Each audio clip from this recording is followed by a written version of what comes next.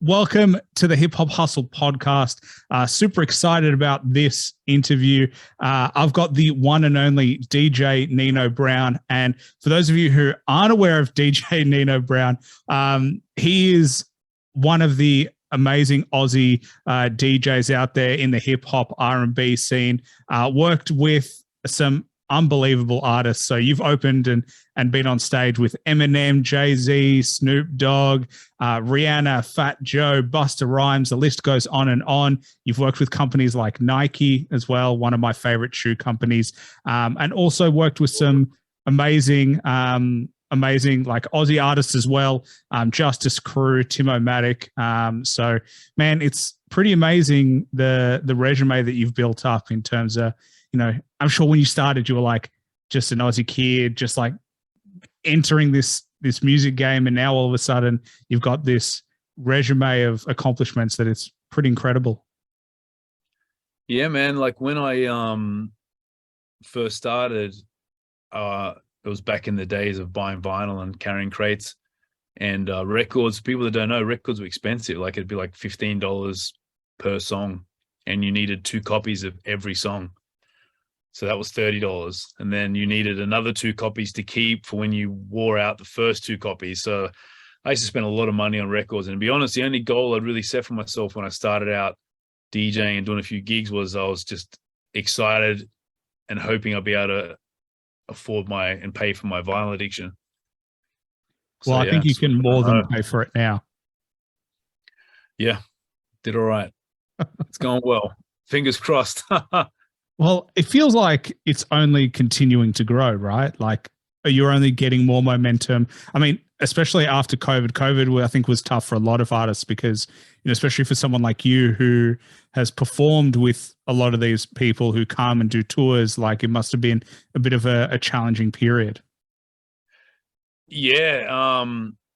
To answer the first part of your question, yeah, everything's still, you know, I think when you love that old saying, when you love what you do, you never work a day in your life.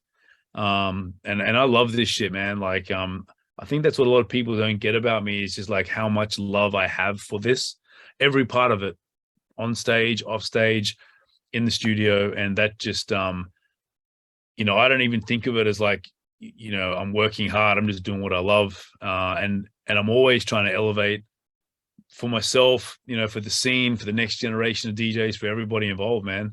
And what you're saying about COVID, yeah, COVID was rough. You know, my heritage is Italian, and most of, especially my father's side, family are in Italy, in southern Italy. So I got a bit of a heads up about COVID, and I feel like in some ways I was a little luckier than most. I was able to sort of like, you know, shut things down a little, getting ready. People thought I was a bit crazy for that 2 weeks before they shut us down. So I was able to move out of my studio because my lease had ended, and I got a few things kind of set up. And you know, for somebody like me, probably like 90% of my income comes from touring and live shows. So like, yeah, when COVID hit, it was rough. But you know, the government did plenty of things that people got frustrated at, but they did financially help out. And I think Australians were very lucky in that respect. So that kept me afloat. So am super happy that we're all back outside. And for somebody like myself that plays a lot of touring shows around Australia, it's been coming back slowly and steadily, but yeah, it's definitely there. Did it feel weird coming back? Like, because it was like 2 years really of like, you know, and for those of people who weren't in Australia, like there was a real divide between the states. So like every state had its own rules. Like I was in Victoria, so we had really harsh lockdowns. And so WA had their own rules. And so every state kind of did their own thing. So as an artist, is it weird being back out and kind of seeing how each state has bounced back? It was more weird for me because, you know, I haven't had a day job in like over 20 years of any kind. So to be honest, it was just weird at first not traveling. And you know, everyone likes to be like, yeah, man, I'm doing this and I tour but like, you know, we jokingly call me the touring triple OG, but I'd be interstate 2 or 3 times a week. You know, I'd take 200 flights a year. And, you know, I've got like all this luggage that's kind of pre-packed. So to not travel was weird. And then I started doing things like, you know, when it was open, like going to the local pub and like kind of normal, in my mind, normal people shit. So that was weird. Getting back outside and DJing wasn't too bad. I'm on the radio quite a lot on My FM and Cater in Sydney and a few other stations, My FM in New Zealand. So I was still actively DJing from my temporary studio at the time. I guess when COVID hit in 2020, the first show that I did back outside was with Tim-O-Matic and Savage, actually, in Darwin, which was in October of 2020. And that was a little weird because it was sort of like, you know, I'd never not DJed for so long, but it was more like, I guess when you're DJing weekly, when a new song comes in, it just sort of evolves. Where now I had all this music maybe for the last 6 months, and it was kind of like, you know, what are people going to like and what are they going to gravitate to? And it was interesting because to a degree, it was like people were stuck in time. When they hit a club, they kind of wanted to hear the music that they heard last time they'd hit a club. And I felt like unless a record was a smash, like WAP by Cardi B and Megan Thee Stallion was out at the time, that was newish. And that was obviously a smash, right? So that was big. But I remember there wasn't really a lot of new records that were big. So it was a little weird, man. Took a bit of getting used to. And then after that show in October with those guys, and that was epic because Savage, Tim-O-Matic, myself, huge club up in Darwin. And then it was like no gigs again, you know, for a few months because Darwin was open. You could go to Darwin.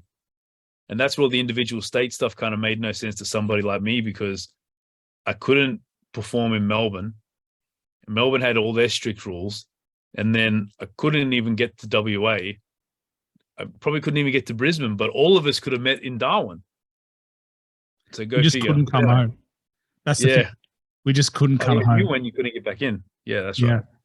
But I mean, like, it is interesting though, because I felt personally like over that period of time, music kind of did stand still for a little bit. I think, you know, even globally, musicians were like, all right, what's the landscape of what we're all dealing with? Like, I know there were COVID raps and like we were all trying to navigate it and people were dealing with their own kind of versions of lockdowns and restrictions. And it definitely felt like, especially 2020, it was like a real holding period of time. Like that, when I look back, there's nothing that really super stands out for me in 2020. Maybe it's because I forget, like I was just preoccupied by lockdown, but it also feels like everyone was just trying to survive as opposed to like really bring on the next wave. I mean, there was a lot of music and it was weird. It's like there was a lot, but then there wasn't a lot that stood out, you know. I definitely think the Australian hip hop scene flourished during COVID. I think there was a lot of people with, you know, the creative juices were bubbling. And, you know, I remember sneaking in artists into studios and, you know, there was a bit of that going on. And I definitely feel, I mean, it's a super healthy time. It's probably the best time ever of Australian hip hop. And a lot of that came through COVID, like a whole new generation. The overseas stuff, yeah, like, I mean, in 2020, I know WAP was huge. And, but you're right. Like it was definitely a weird time, man. Definitely. And I think, you know, we were all waiting for a few artists to drop their big albums anyway. Like Drake had his album he was going to drop, and then Kanye, and obviously Kendrick just dropped his album. But yeah, it feels weird. Like, cause I grew up on American hip hop.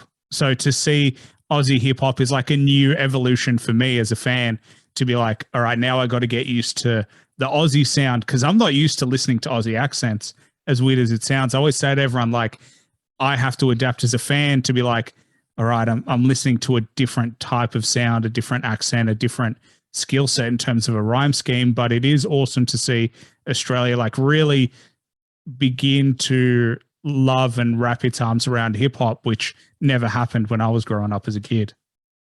Yeah. And you know, Aussie hip hop has always existed. And I think for a very long time, it was, there used to be a whole accent debate and people would get super upset if you sounded American.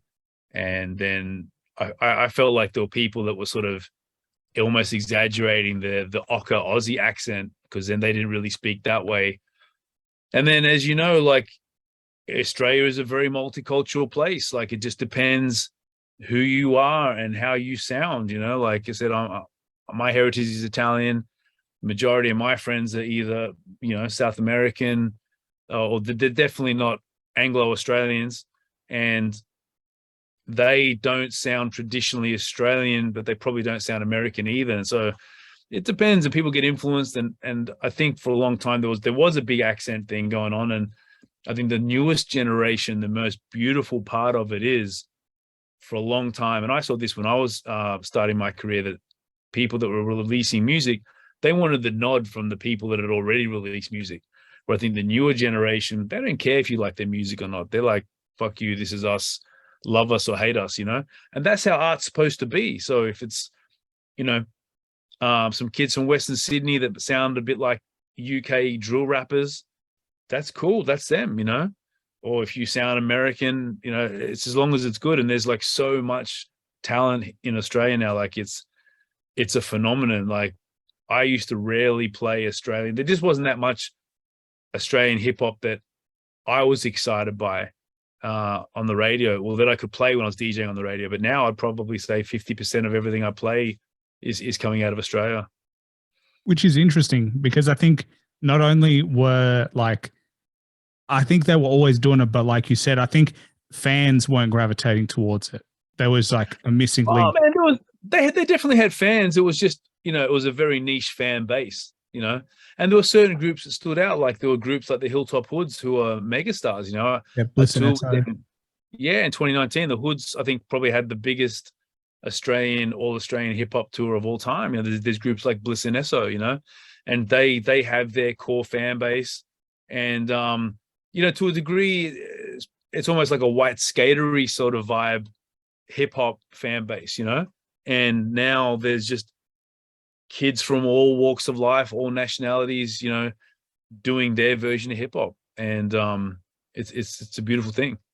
Do you think now that there's a difference between we're starting to see Aussies do well overseas?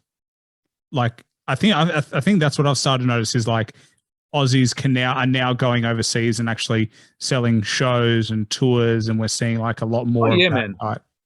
Yeah, and even things like let's use 1-4 as an example. They were obviously influenced by UK drill, right? But there are artists in the UK, drill artists, that are like giving 1-4 their props, and they're dope, and like I think that's the thing. And I think technology has definitely played a part of it too, but the music coming out of Australia looks, music video wise and sounds sonically as good as anything in the world, and you're right. I mean, we got Kid Leroy as an example. Kid Leroy's, he's huge. He's a worldwide phenomenon now,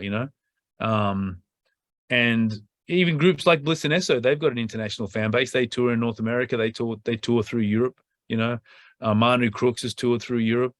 So yeah, man, it's exciting, Isn't it interesting though that like hip hop artists have quite large and fanatic fan bases in Europe?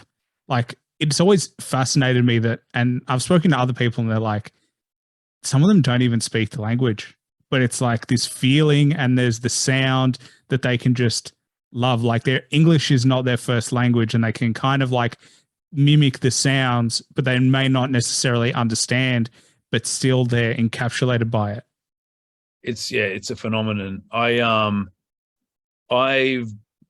done a couple of runs through the UK, and I went out to Switzerland once and I DJ'd for an artist, and yeah, I got to experience that firsthand, and it's crazy.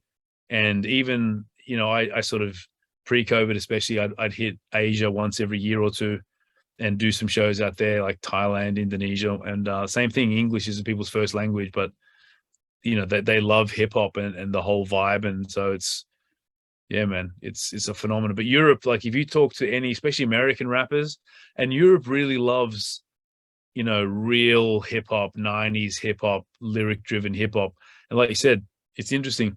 Excuse me, especially if they don't speak the language, but Yeah, man, it's a wild world.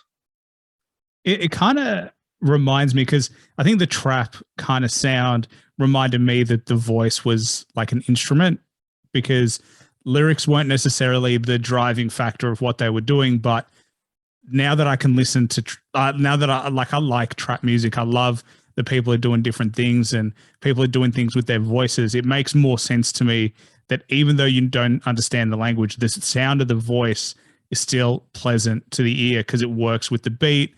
There's a cadence to it. Like, I think that makes more sense now. And I think that's a part of hip hop that the more you listen to, the more you appreciate. Like, there are some artists that I just can't get behind purely because their voice doesn't hit me the right way. And then there are other artists that I'm absolutely obsessed with because their voice is unique, or it's deeper than usual, or it's more high pitched. Like Lil Wayne is one of those people who's got such a unique voice that you know he's on a record as soon as he starts going. So, like, I think the voice is such an important part that sometimes we forget about. Definitely, man. Yeah, 100%. Well, I mean, for you, like, because I went to go see Eminem in the 2019 Rapture. Were you there for the Sydney shows, or did you also actually? No, I saw you went to the Melbourne show as well. So you were there for the I did the whole 86,000. run. Yeah. Yep. How was that experience? It was insane. I didn't get as much footage as I would have liked because they were very strict about cameras and whatnot backstage. Eminem's very private. Everyone always asks. I did not get to meet Eminem. He's a pretty reclusive guy.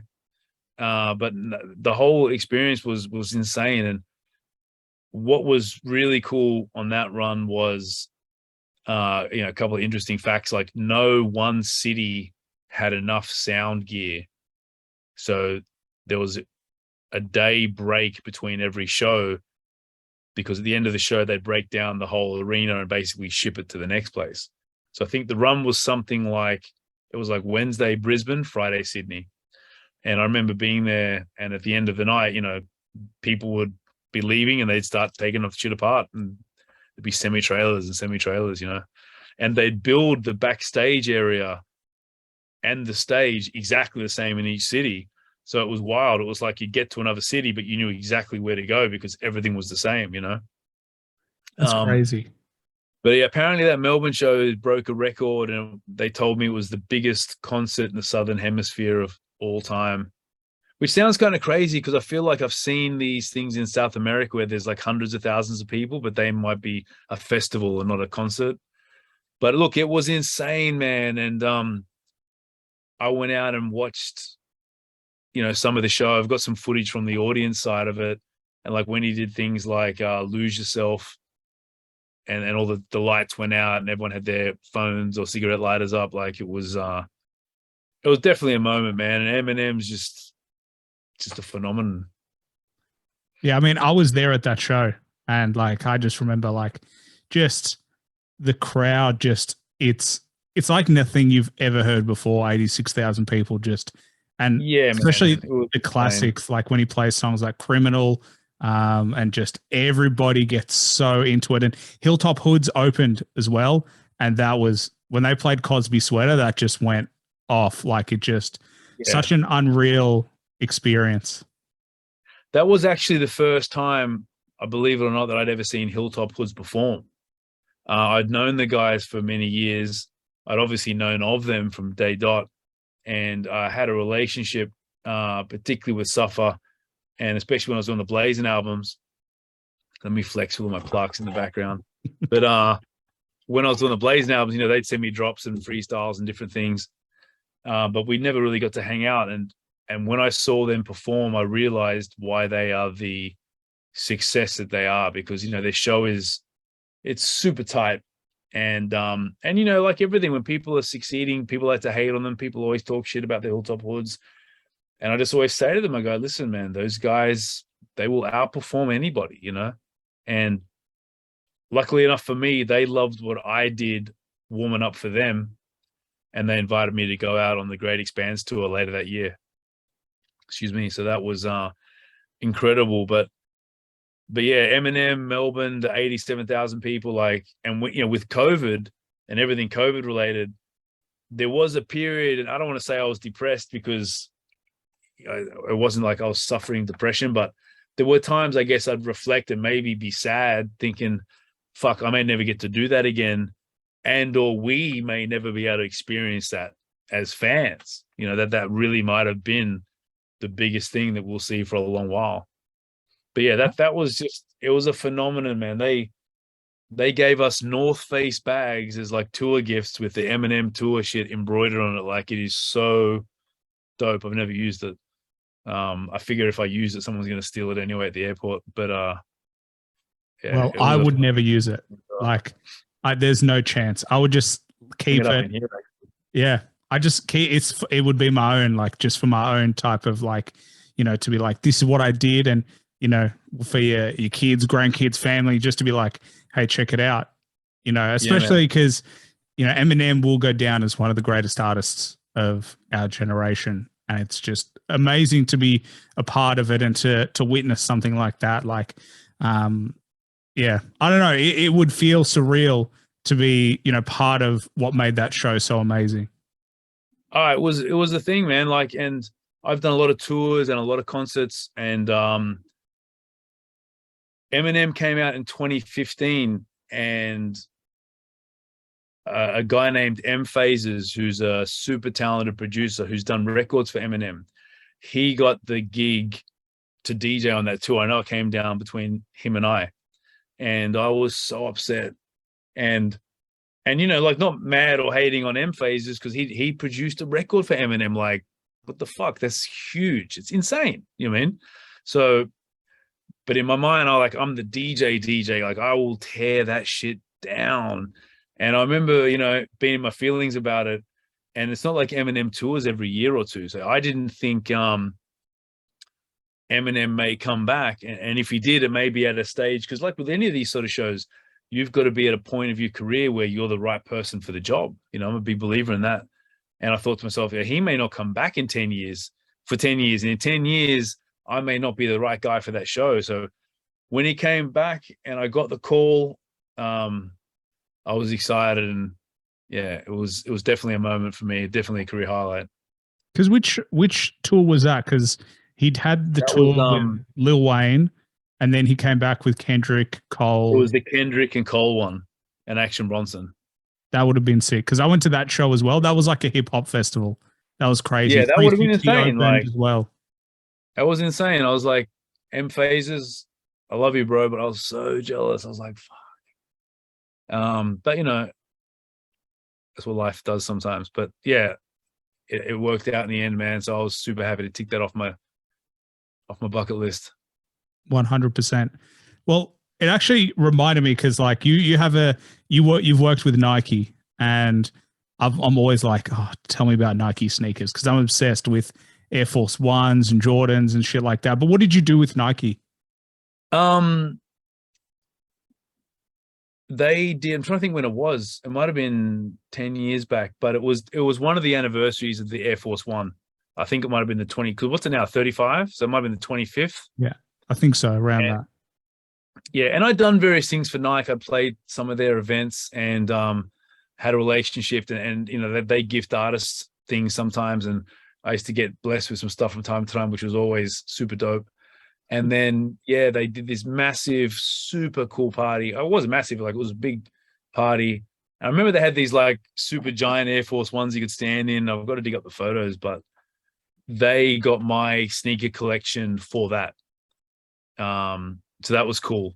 I don't think I DJ'd at the event, or maybe I did. I think I also DJ'd at the event too. But that was cool. That was super cool. I got to ask, so you collect sneakers? Yeah, I'm a low-key collector. I wear my joints though. I can't wear mine. I buy shoes and I just can't wear them. Like, I like to yeah, man, I definitely like to wear my shoes. There's some I won't wear in clubs, but I definitely like to wear my sneakers. And if you don't wear them, the soles break off anyway. Well, the thing is, I think I'm keeping mine for like special occasion sneakers. So like maybe when I do that, but then there's never a special occasion good enough. So I've just learned you've just got to start wearing them, you know?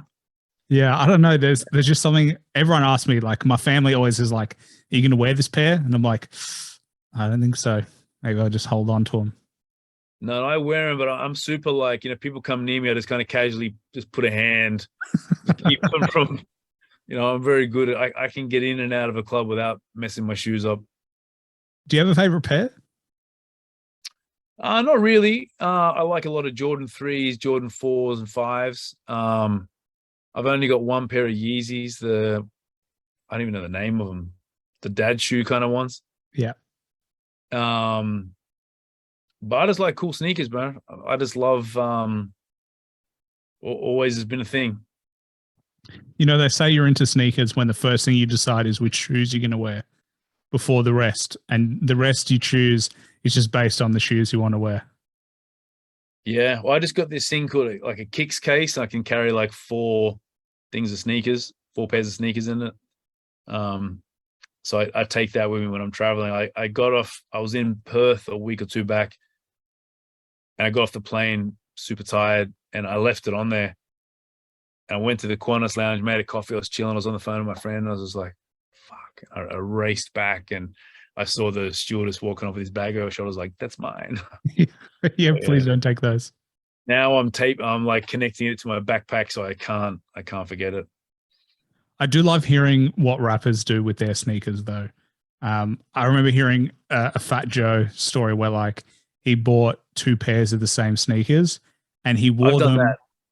He wore them when they came out, and then he'd wait another 12 months or 2 years, and then he'd rock them again. Everyone would be like, "Where the fuck did you get those?" But he was just sitting on the sneakers for 2 years just so he could rock them, and no one else had the shoe. Yeah, I've done something sort of similar where I've bought a pair of sneakers. I got these gray Air Force One mids with a white swoosh and like a white sole, which I loved. And I remember buying them, and then I must have been somewhere else, and I saw them, and I was like, I forgot I had them. And so I bought them twice. So then I had one pair that I could sort of wear around regular and one pair for special occasions, I don't lick the soles the way Fat Joe does, though. Like, I don't care if it's new or not. That's his thing. Yeah. Well, I mean, I think it's just all part of it. Like there's part of like hip hop is more than just the music. It's the culture. It's like the dress. It's Fat Joe is a legend, man. I got on one of the super fests, Fat Joe was there, and I was super excited about Fat Joe. And he was fucking dope live, man. Yeah. I mean, he is one of those guys who's been, he's worked with literally the greats ever. And he's one of the greats. He's one of them. Like, I think Fat Joe is super underrated. I think Fat Joe is an artist that has got better with time. Not saying that he wasn't always dope, but he has elevated what he's doing, and I think he still does. And I think he's an artist now, as he's, a little older and probably more mature in a way. Like, I feel like now Fat Joe, maybe publicly as well, it kind of like almost pokes fun at himself. Like, we're seeing a much more fun side of Fat Joe, and that's some real man shit. Because like, when people are always trying to be on some super tough guy 24/7 shit, that's kind of insecure. You know what I mean? Like, you're not angry 24 hours a day, hopefully, So yeah, man, I got nothing but love for Fat Joe. And even during the lockdown when he was doing his live streams, and I think he's still doing them, but like, they were hilarious. Yeah, I think it's interesting to watch his career, because he obviously had Don Cartagena. He was with Big Pun. That was his like super like gangster, he's like, tough guy era. And then after Big Pun passed away, he started moving towards where he is now. And you just see that evolution. But I've always been a big fan of what he does. And I think he's underrated in terms of the lyrical ability that he had. Like, they always look at Big Pun, and I always look at Big Pun, but he did some amazing things on those joints. Like, he was just 100%. Out of this world. Yeah, man, 100%. Did you get to speak to Fat Joe? Yeah. Fat Joe is very, very cool.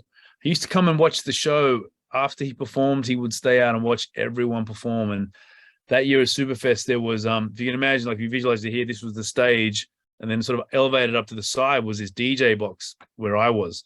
And I had these foot pedal operated CO2 cannons that would like do the big shh, And once he climbed around the front of, I guess, my elevated DJ stage to be able to see the show, and I didn't know he was there, and I was getting ready for something, and I was about to fucking hit that pedal, man. I would have blown him up.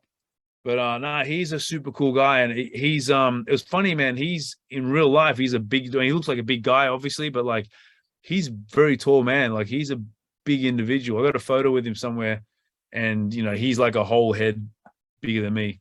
So yeah, he was super, super cool, man. Super cool. He strikes me as that guy. Actually, all the people you've worked with strike me as very cool. Like, people love their days, but as we all generally do. everyone's cool. And it's like anything, all these hip hop artists that we love and love to see perform, they love what they're doing too. I've never met a hip hop artist that was like, I hate this shit, or I don't want to be here. They're in Australia, they're making money, the weather is great.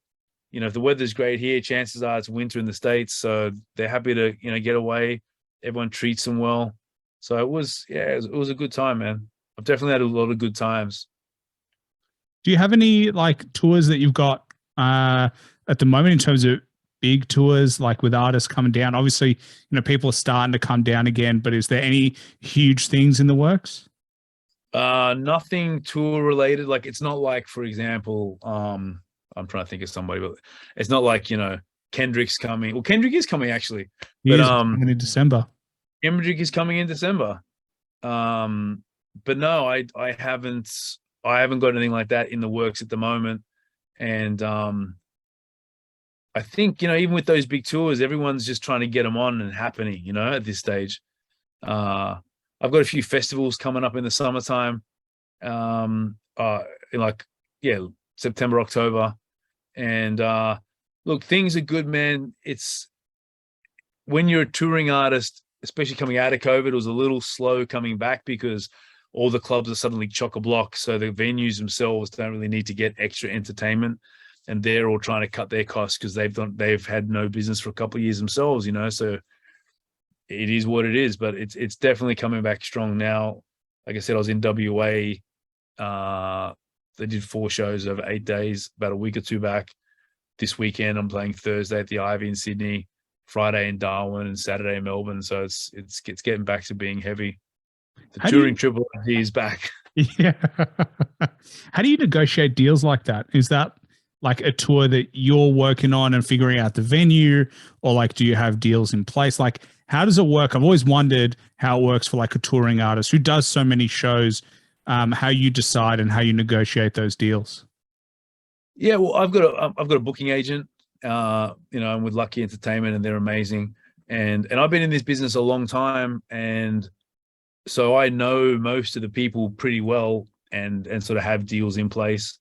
It's like anything, if someone calls you and they say, "Hey, we want you to come here," you might be like, "Cool, the fee is X," and then you need to get me there, So if you want me to play on the moon for New Year's Eve, I'm going to tell you a price, and you're going to get me to the moon. And then, if I'm going to be in space for 2 weeks and there's 2 weeks of other shows I can't do, I'm going to factor that into my price. And, people are there to do business. It's pretty chill. Because it's always interesting. Like, I always find it interesting, the business aspect to the music industry. Because we all make art at the end of the day, but we also need to get paid. And like you said, you were talking about the Eminem show, they need to take the set apart. They need to bring it to the next city. So like all those people that are doing those jobs also need to get paid. So it's like a really complicated type of moving mechanism that's always in the back of the scenes. And as fans, sometimes, like I know personally, I forget that even has to happen. Oh yeah. And like, I'm sure the tickets, from what I understand, the Eminem tickets may have all been around the $200 mark for the cheapest one. And, 87,000 people at $200 is a lot of money. But like you said, you got to pay Eminem. You got to fly Eminem. You got to fly his manager. He had an orchestra or something. Like, he had an incredible amount of people on stage. I wouldn't be surprised if hypothetically there could have been easily 100, 150 people with Eminem traveling. and then there's the stage. And so, all that money goes somewhere. But yeah, man, it's a beautiful business. And my only advice to people, especially, is you want to get the business done before you do the show or make the music, because, especially for me, if you're flying me to Brisbane or to DJ at your birthday or at a club or something, I can't come and talk to you about the money after I've finished, because you've already got what you want, So everything's done beforehand, money's exchanged and all that sort of business, and everyone's happy. And the good thing then is all the business is out of the way and you can just enjoy the show, Yeah. I think that's what a lot of people forget sometimes, is like just the basics. Like, I mean, I like to listen to comedians and their kind of podcasts, and it's so interesting because they may agree on a price, and then the people who run the stores or whatever, the places where you do the show, they'll go, hey, that wasn't a good set, or we didn't sell out, so we won't pay you as much as we agreed to pay you. And I just hear those stories. I'm like, fuck, I'm so glad that type of scenario really shouldn't happen. But like, it's just so weird to hear stuff like that. Yeah, look, and there's different ways to handle things. Like, you can, like, if you've got a club, right, and imagine it's, I don't know, it can hold 2,000 people, and you're flying me up and we've agreed on a fee. Now, I don't know, like if something happened, touch wood, I don't know, something bad happened and no one came, right? You may have already paid me. Do you know what I mean?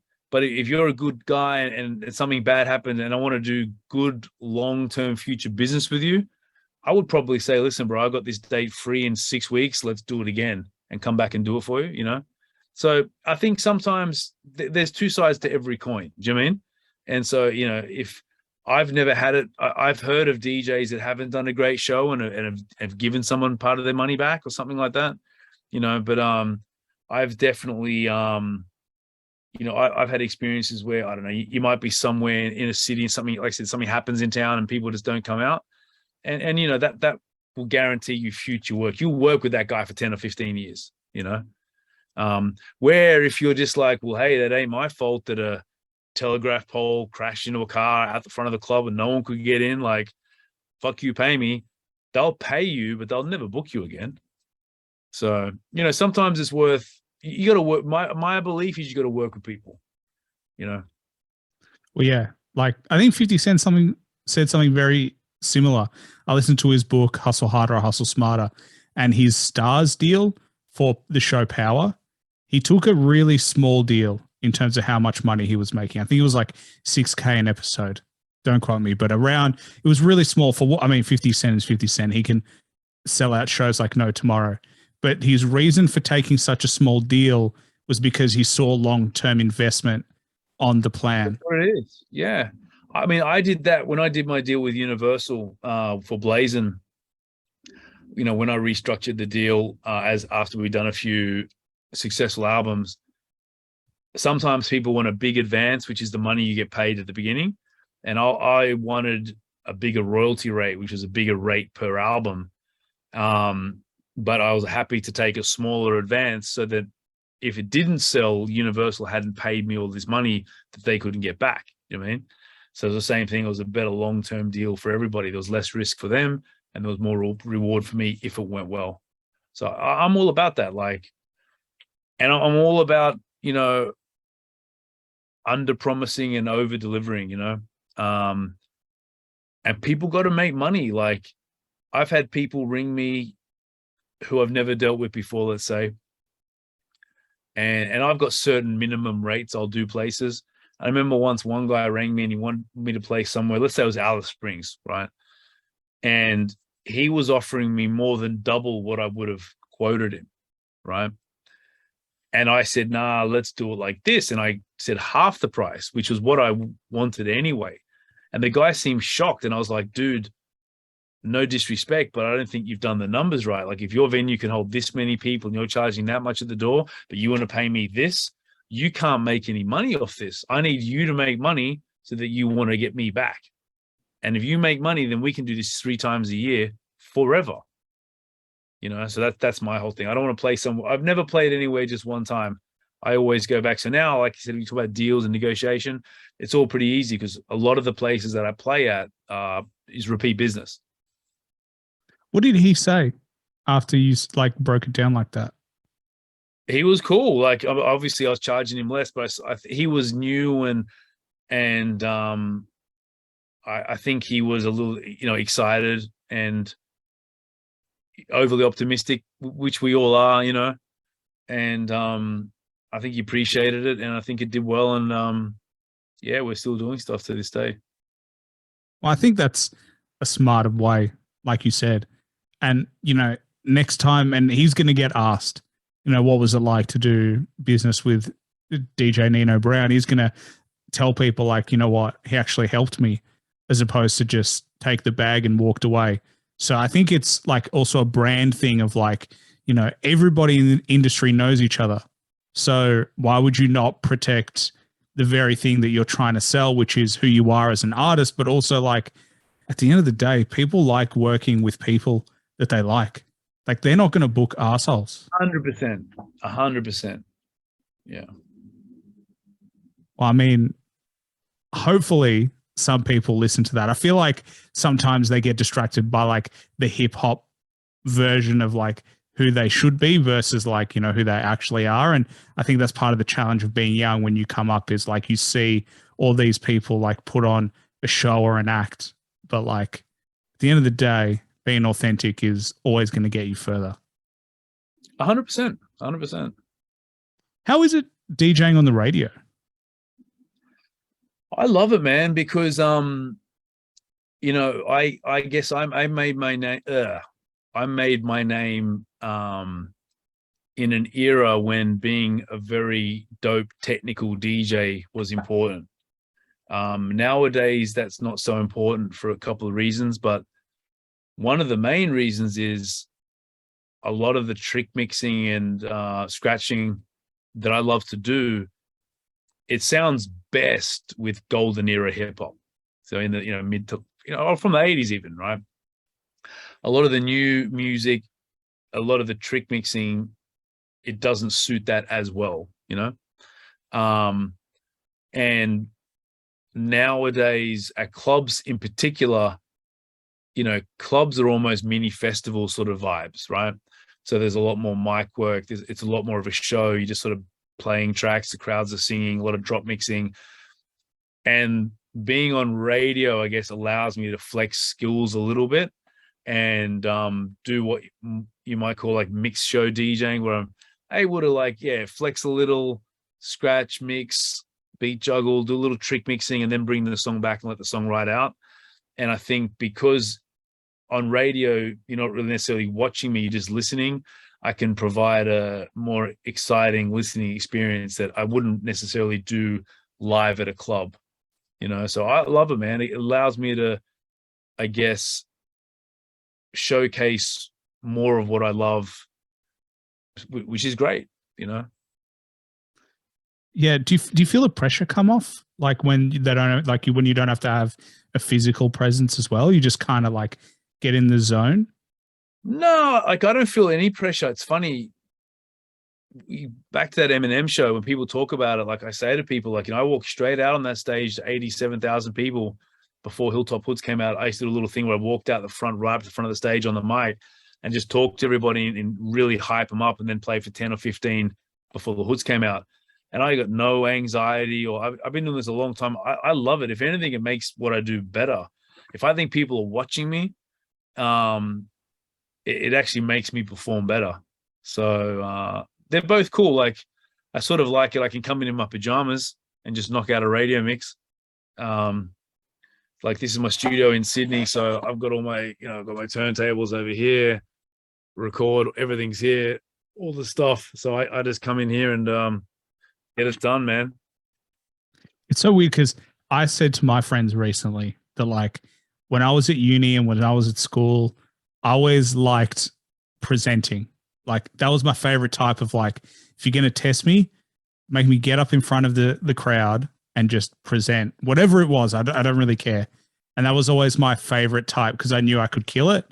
But regardless, I always feel nervous like beforehand. And then as soon as I open my mouth, it's like all the nerves are gone and I control the room. It's weird because I feel like a lot of people, when they look at you and being able to do stuff that you do, it would petrify them. Just the idea of it, to be able to be so composed in front of so many people. Yeah, maybe. I never really thought about it like that, but it's like anything, you adapt, you get used to it. You know, like I haven't had a day job since I was very, very young, just out of school. You know, I've been DJing a long time professionally, and I love what I do. So yeah, it's nothing to me. It's always good vibes. Is the advice just do it? Like just practice? Yeah, like whatever you want to do in life, you know, but especially with DJing or hip hop stuff, like I think, you know, it's taken me a lot of hard work and practice to get to where I am.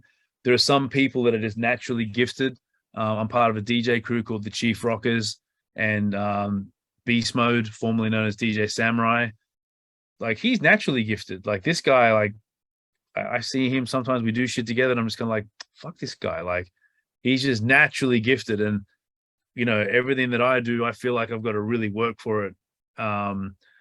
So what I'm saying by that is you can be naturally gifted, and that's amazing. And you can also work for it, you know, like just put your mind to it and dedicate it. I'm a big believer in the whole 10,000 hours thing. You know, you put your 10,000 hours in, you become a master. Agreed. I 100% agree. Okay, so I was looking through your videos, obviously, before we started recording, and there's a video that I came across, and it took me a while to figure out where it came from, which TV show. But you've got a track called "Make It Twerk," and I was like, "Fuck!" Oh yeah, fuck! I forget which show it came from, and then I realized it's from Ray Donovan. Ray Donovan, yeah, that was funny. And I was just like, geez, this is the most random shit I've ever seen. Like, it works so well. And for anyone who hasn't seen it, I recommend checking it out. But it's literally an old man going to like a library computer, and then obviously it's twerking. But like, did you? He liked girls twerking. He loved that shit. And he liked African chicks. That's what he said. Yeah, he liked African American women. He was a white Irish American guy, and he loved you know, girls shaking their booty and twerking and stuff. And I just thought it'd be a funny thing. Like, I made that. I mean, I didn't edit it up, but I got all the bits of footage together, and one of my buddies edited that up. So yeah, that was funny, man. That record was not really like, I ended up putting it out as a song, but it was originally more just like a bit of a party break thing I'd play when I was DJing, and people liked it. So, excuse me, put it out. Yeah, well, it definitely made me laugh. So definitely anyone just check it out. Like, it's not like the highest budget ever. It's like super simple, but it works. It was trash, bro. Like, all those ladies twerking, we ripped all that off YouTube. Like, I did that in Sydney Airport. I found the clip. Everything came from YouTube. I found the clip of it was Ray Donovan's dad. I can't remember what his name was, the character, but I just grabbed it all off YouTube and put it all in an email, like, hey, do this, do this, do this. And my guy nailed it. Yeah, I'm just impressed by the creativity, honestly. It always surprises me. But do you have music videos? Do you have music videos on the way? I'm considering doing some new ones. I've actually been working on an album through COVID. I've coincidentally just finished, and I'm thinking about doing a couple of videos. I did one video a few years back for a song called Booty Clap, and that was cool. It was actually funny. I was supposed to do, I've written a syllabus for a DJ, for music teachers to teach DJing to students at schools. And I go to school sometimes and present the information to the teachers. And I remember once getting cancelled by a Catholic school because they saw this booty clap video on my Facebook page at the time.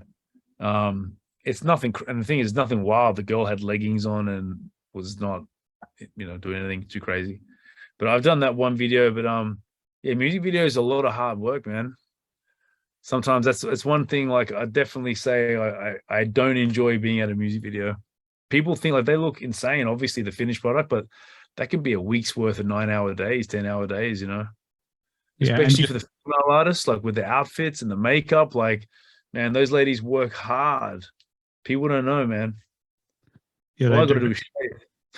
Yeah. And, for guys, it's pretty simple, like a hoodie, some like trackies or whatever, some sneakers and just some jewelry and you're set to go. But yeah, some of them Pretty are much. so intricate.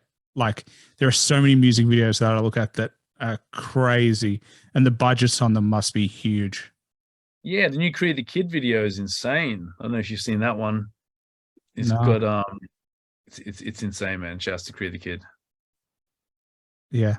Like I think Dax, there's a rapper Dax. He does some awesome videos. He does like freestyles and stuff, and he's also look like so much budget. Like I'm just always impressed by the artistry of them being able to like have this vision put together. Obviously, we talked about Eminem, but Eminem's done some awesome videos. Like Yeah, all the big artists do some great videos. There's just like this level of artistry that they seem to tap in visually as well as like sonically. 100%, man. Well, talk to me about your coming year. So, like, obviously, we're about halfway through the year. We're kind of like, on the way out of COVID. I mean, we're starting to talk about like monkeypox or whatever the fuck we're talking about now. But it feels like, the world is opening up. People are moving past COVID. But, like, what does the rest of your 2022 look like? I've just finished working on an album. I need to come up with a title for the album. But I've got 10 new songs, and I'm going to use 4 of my songs I've released in the last sort of 18 months. I just released a track about 6 weeks ago called Closer with my brother Arona Main, and that features Seo, who's a Ghanaian artist based out of Canberra. And if you haven't heard Closer, it's like on all the digital platforms and it's super dope, man. And you can't miss it. Literally, you put in DJ Nino Brown, it's the first one there. You're not going to miss it. Yeah, Closer's dope. That's the first single off the album. I've got new records coming. I've got everyone on there, man. I've got Miss Tandy. I've got Babyface Mal. It's Queen P, Asian Miller, my guy Napoleon, Big Skis, Timomatic, B Wise. There's a lot of artists, man. A lot of dope artists. Like I got my guy Lil Spacely. I don't want to forget anybody, but yeah, it's going to be hot. So I'm just working out the right way to put that out at the moment, and I'm hoping to have that out end of October, early November. So it'll be a nice spring drop. Yeah, man. Like heading into summer. Yeah, big summer record with Free Soul. There you go. Everyone will make sure you check that out. But I only have one more question for you. And it's the only question that I plan on the podcast. It's probably going to be the hardest one. But if you had to recommend one album that everybody should listen to at least once, cannot be your own work, can be any genre of music, what would it be? Easy. Reasonable Doubt by Jay-Z. Damn, that was quick. It's been a while since I had a quick answer. Usually they're like mulling over it for a bit. Look, I'm a huge Pusha T fan. Pusha T is probably my favorite rapper next to Jay-Z. And his latest album is insane. You heard it? You must have heard it. Yeah, well, I've been obsessed with Diet Coke for like, I've just been playing it on repeat. It sounds so good. Yeah, I've been smashing that on the radio mixes. Like that's definitely a joint. But that whole album is a phenomenon. But I feel like Reasonable Doubt, I feel like it took me almost 10 years to really understand Reasonable Doubt. When Reasonable Doubt first came out, I had just started DJing in terms of that was 96, and I was very young, and I guess when I listened to music at that point, I was listening to it almost like, how would I play this song when I DJ? And I think sometimes I almost missed really absorbing the music. But I remember just listening to it on repeat for years and years and years, And I got all kinds of friends from all kinds of walks of life, and I started picking up on what he was talking about. and his metaphors and just the way he talks about certain things so creatively. And Jay-Z's not the guy that says, hey, I've got a big bag of cocaine, I'm going to sell it like this. Like, he's very creative in the way he puts the information out, man. But yeah, I think Reasonable Doubt, because that laid the blueprint for a lot of guys like your Pusha T's and people like that. So yeah, and definitely blueprint. If you haven't heard it, fucking listen to Reasonable Doubt. And The Evils, produced by DJ Premier, is out of this world. Yeah. Yeah. I can remember most of the lyrics. He's like, he started feeding the pennies till the shit started to make sense, and all those double meanings, It's incredible. Everyone talks about, the blueprint as one of the best, but I agree with you personally. I think Reasonable Doubt is my favorite Jay-Z album. Like, there's just something so raw and real about it that I've always kind of been encapsulated by. I think, look, we're gonna have a whole podcast talking about the best Jay-Z album, but look, the blueprint is definitely up there, and I wouldn't even say Reasonable Doubt is definitely the best Jay-Z album necessarily, but like Jay-Z says, he spent 27 years of his life living, and then he made Reasonable Doubt, and there was just so much in that album. And I think what he did do in that album that maybe he's never done to that level since is just all the metaphors and the things that he's talking about. And I think you need to live life a little bit to truly understand it, and I guess 10 years after it was out, my career was definitely in full swing. And I remember at the time I had the latest Audi A4, it was like an $80,000 car. I remember like driving in this car and just listening to Reasonable Doubt and just things he was talking about. And I had a little bit of money at that stage, so it was starting to resonate in ways that it hadn't before. Yeah, it's weird because I've spoken about Jay-Z before, but he's definitely one of those people, and it's tough because he's had such a long career, but he seems to adapt really well to where he's at in life. Like, he's not one of those artists who gets lost in the past. Like, he seems to the music he puts out represents who he is at that time. And I think that's one of the reasons he's so amazing, is because he doesn't get lost in like who he was. He just is who he is currently. For sure. And even on Reasonable Doubt, he was a troubled soul where he knew he was selling drugs and it was hurting people and making his community sick and unwell. And I feel like even everything he's doing now, it's sort of his way of making it right, in a lot of ways. But yeah, he's deep, man. Like, I'll tell you a Jay-Z story. So I was DJing for a New Zealand group called Smash Proof. And there were three rappers from New Zealand, and they were on, it was this Rock the Block tour, which was Jay-Z, Rhianna, and Neo. And it was in the contract that and it's quite a standard thing, but usually the support groups have got to leave the backstage area once you performed. And people are always like, why would you do that? But backstage is for where you get ready for the show before and after. So once you're done and you come back to your room and you get ready, you get the fuck out, And Jay-Z was there, Beyonce was there. They weren't married, so she was his girlfriend. And it wasn't really public. Like, it wasn't like she was on stage performing. She was just there as his girl, So they want to be able to walk around unbothered by people. They want fucking Nino Brown saying, can we get a photo? What I mean? Anyway, and I wanted to meet Jay like so bad. And I remember and Smash Proof with like some young guys, and they were kind of wild guys, man. They were some wild boys at the time. And I remember I used to stand in the doorway of the dressing room and wait for Jay. Jay had to walk past when he came in, and I would just fucking stand there, like I was supposed to be there. And I used to always, when I saw him coming down the hall, I would always like lean back and be like, shut the fuck up, Jay's coming, And I just sort of stand in the doorway, and he would always walk past and like give me a fist bump. And it was just fucking so cool, man. And you never washed your hand again? No, I can still smell him. Pause. No, he was awesome, man. And shouts to DJ Green Lantern. He was DJing for Jay on that tour. And I'd met and toured with Green Lantern before, so we were always chopping it up, and he was super cool. And yeah, it was cool. It was, and because we acted so cool, no one ever kicked us out. And I had a few funny things. Like I remember once being kind of like side of the stage, and I remember someone bumped me, and I looked, and it was like, Beyonce would be standing there, and people were always like, "Did you take a photo? Or did you talk to them?" But like, it's not the right time.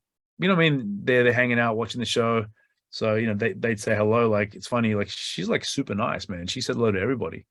She's And like, also you're working in as well. Like, it's not like you're there as like a fan who just bumped into them. Like you're still there doing a job. Professionally, yeah. But yeah, those people are just like super nice to everybody. Like she was just gave off a great energy, very nice. I mean, I never said more than 3 or 4 words to her, but like she was super cool. But yeah, it was chill and a phenomenal experience, man. But I love Jay-Z. Like that guy is just, he's incredible. Like he's just so fucking cool, man, on every level. And everyone have their names on their dressing rooms, and he would just have like the Batman thing one day or Superman the next day. It was just like always some super cool shit every day, man. But yeah, he's a living legend. Well, I cannot agree more, and I think that's an awesome way to wrap up the show. But another legend came on the show, DJ Nino Brown, and as we said, stay tuned for his album dropping in October or November. But in the meantime, check him out on Spotify, check him out on iTunes, check him out on IG as well. Super amazing guy. And as he said, he's doing lots of tours around Australia. So if you want to jump on those tours, make sure you buy tickets and make sure you support. I'll be at a city near you, and shout out to the crew, the Chief Rockers, and everybody, Beast Mode, Nike, Kimani, Mix King, Mo, ID, my guy Bass Cadet, and of course Black Goat. And yeah, man, shout out to everybody, Mix King. But yeah, man, thank you for having me on your platform. And yeah, check out the music, DJ_Nino Brown on IG. I don't do the TikTok dances too much, man. That's not my thing, but it's all love. That's all right. We'll throw some promos on TikTok through the Hip Hop Hustle anyway. Short clips of this, but as I said, appreciate you on the appreciate. I can't speak. You couldn't speak earlier in the show. I appreciate you coming on the show. It takes me 3 attempts sometimes. Brother. But once the album drops, I'll come back and we'll chop it up. You can give me some reviews.